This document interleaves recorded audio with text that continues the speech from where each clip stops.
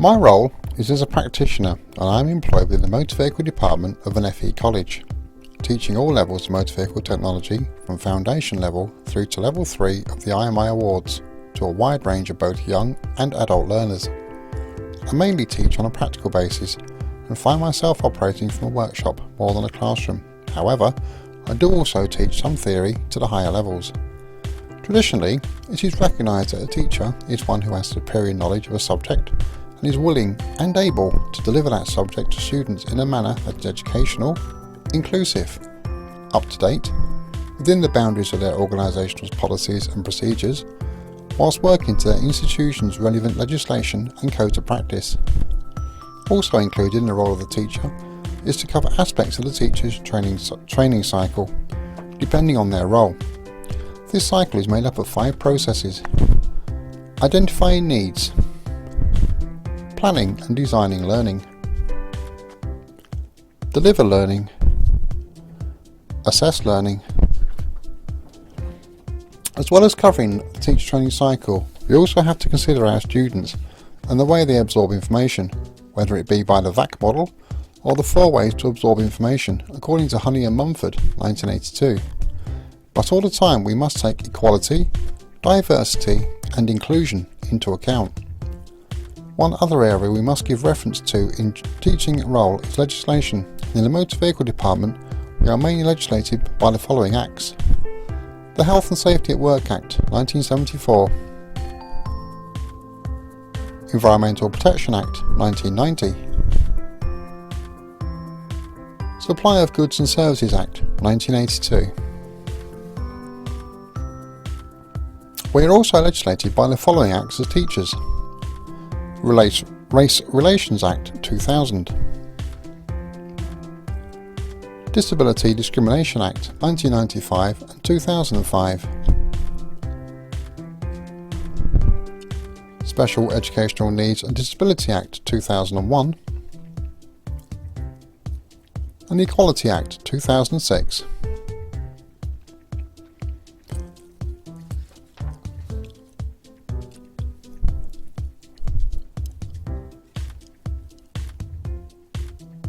Also, let's not forget the acts to do with copyright and data protection.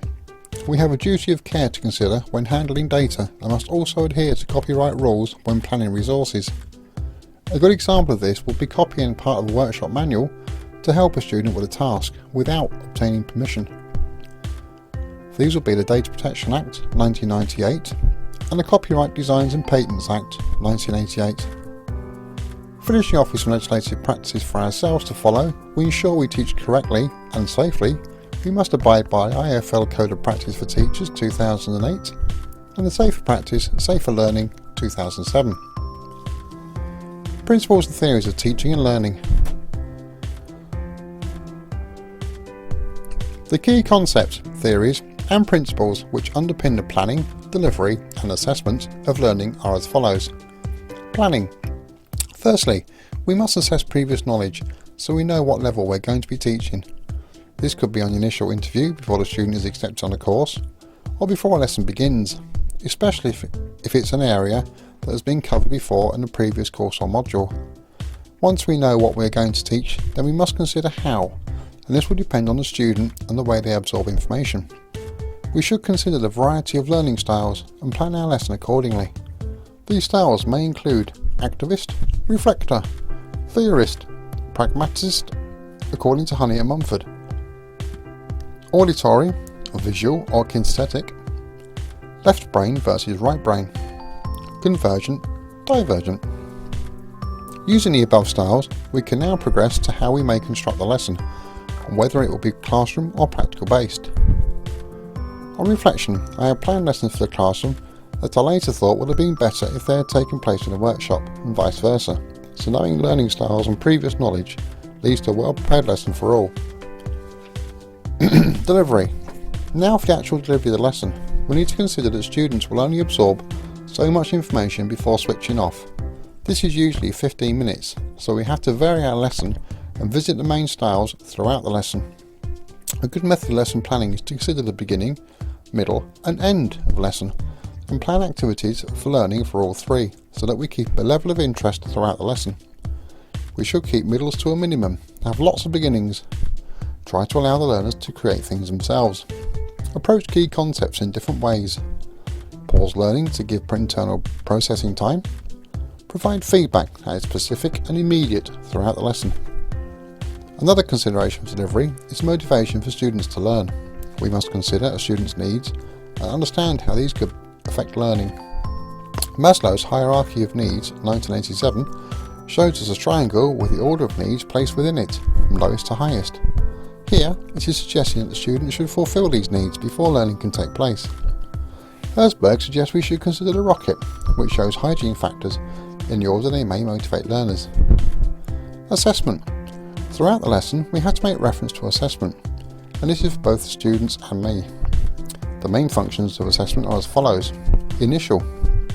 Here we assess learners' ability, learning style, difficulties and specific requirements before the course commences. Diagnostic or initial. This is used to assess prior knowledge. Formative, which we use during the course. Ipsative, self-assessment which includes reflection, most suited to adult learners. Summative, this is to be carried out at the end of the course.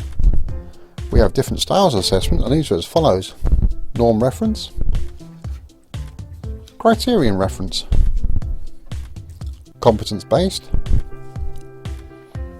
However we assess, we must make sure our assessment is reliable, valid, fair and safe.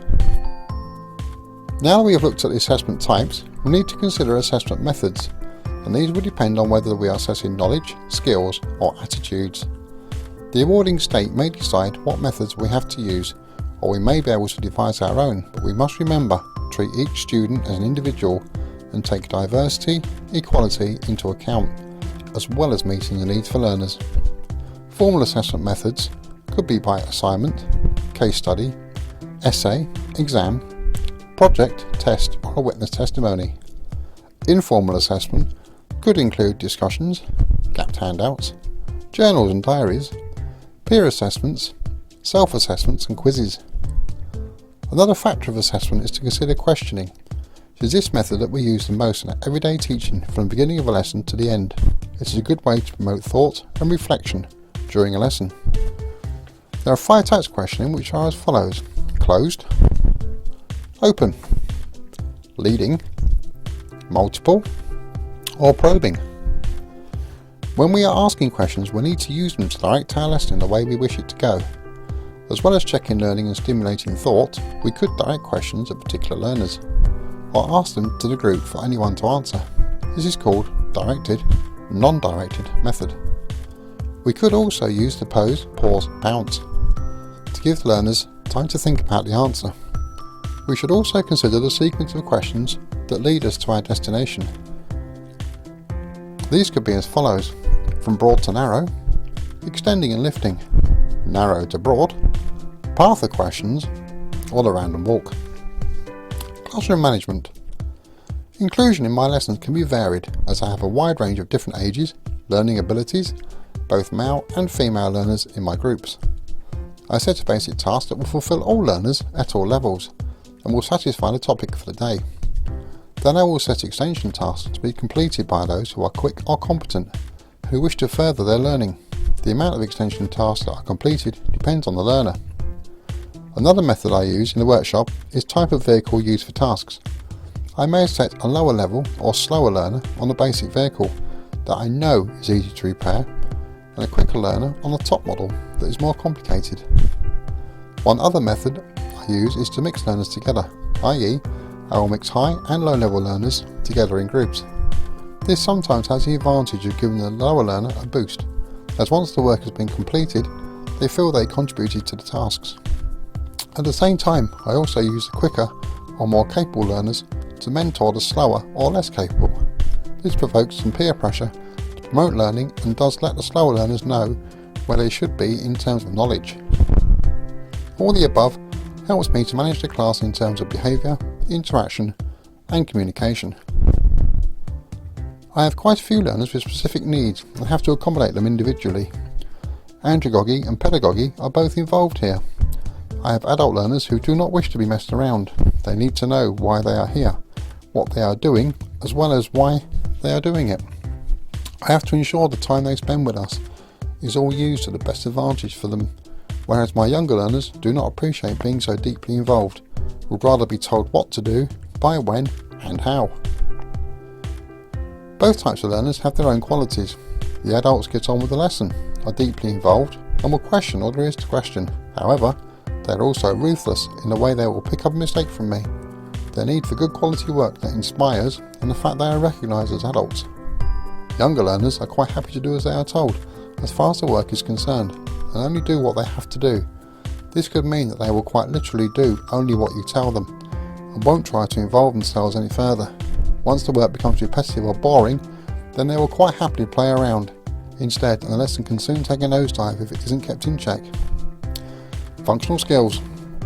Functional skills are embedded very naturally, without the learners really knowing. We embed maths every lesson by quite simply using figures as reference, i.e. oil capacities and how much they should have left in the jug when the car has had its fill. English embedding is done at all levels differently. With the entry levels, I ask them to spell a word. I gave them the lesson before, and during the lesson I may use the word that I asked to be spelt by a random or selected student.